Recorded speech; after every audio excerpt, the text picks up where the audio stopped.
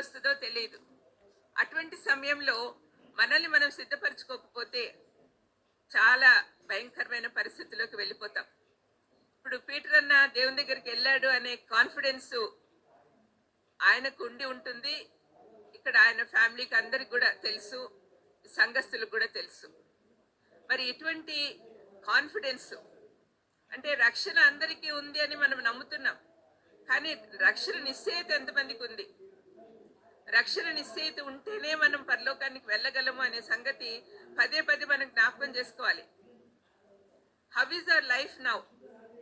నేనైతే ఇటువంటి కుటుంబాలను చూసినప్పుడు, మా ఇంట్లో వాళ్ళనే పెద్దమ్మడన్న లాంటి ఫ్యామిలీస్ చూసినప్పుడు, అయ్యో నా జీవితం ఎంత టైం వేస్ట్ చేశాను అని అనిపించింది. నేను యేసుప్రభు మార్గంలోకి వచ్చేసరికి నా వయసు 55, మారు మనసు అనుభవంలోకి వచ్చేసరికి అన్ని సంవత్సరాలు వేస్ట్ చేశాను. ఈ 15-16 సంవత్సరాల్లో నేను ఆత్మీయంగా ఎదిగే కొద్దీ చాలా అవకాశాలు ఇచ్చాడు దేవుడు. పలు ప్రాంతాలకు వెళ్ళి స్వార్థ బోధించడానికి అవకాశం ఇచ్చాడు.